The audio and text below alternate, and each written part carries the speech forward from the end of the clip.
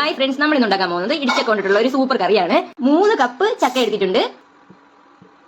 Cooker അടുപ്പത്ത് വെച്ച് അതൊന്ന് ചൂടാകുമ്പോഴേക്കും നമുക്ക് 2 ടേബിൾ സ്പൂൺ വെളിച്ചെണ്ണ ഒഴിച്ചു കൊടുക്കാം.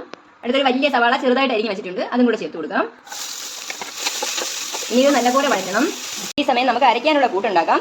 8 വെളുത്തുള്ളി, 1 കഷ്ണം ഇഞ്ചി, 1 പിടി തേങ്ങ, 1/2 ടീസ്പൂൺ പെരിഞ്ചീരകം. നമുക്ക് നല്ലപോലെ വെള്ളം ചേർത്ത് അരച്ചിട്ട് വരാം. സവാള ഇത്രയും വഴഴുമ്പോഴേക്കും നമുക്ക് അതിലേക്ക് 2 തക്കാളി അരച്ചതും കൂടെ ചേർത്ത് കൊടുക്കാം. ഇനി അതിന്റെ പച്ച ചുവ മാറ്റിയെടുക്കണം. ഇനി നമുക്ക് ഇതിലേക്ക് പൊടികൾ ചേർത്ത് കൊടുക്കാം. 1/4 ടീസ്പൂൺ മഞ്ഞൾപ്പൊടി, 1/2 ടീസ്പൂൺ സാധാരണ മുളക് പൊടി, 1/2 ടീസ്പൂൺ കാശ്മീരി മുളക് പൊടി, 1/2 ടീസ്പൂൺ മല്ലിപ്പൊടി, 1/2 ടീസ്പൂൺ ഗരം മസാല. ഇത്രയും ചേർത്ത് നല്ലപോലെ വഴറ്റുക. ഇതിന്റെ പച്ചമണം മാറുമ്പോഴേക്കും നമ്മൾ നേരത്തെ മാറ്റി വെച്ച തേങ്ങ അരച്ചത് ചേർക്കാം. ഇനി തേങ്ങയുടെ പച്ചച്ചുവ മുഴുവൻ മാറണം, അതുവരെ വഴറ്റണം.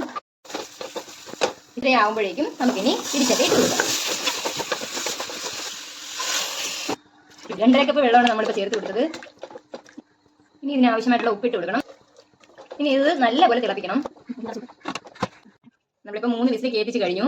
അപ്പോൾ നമ്മുടെ ഇടിച്ചക്ക കറി റെഡി ആയിരിക്കുകയാണ്.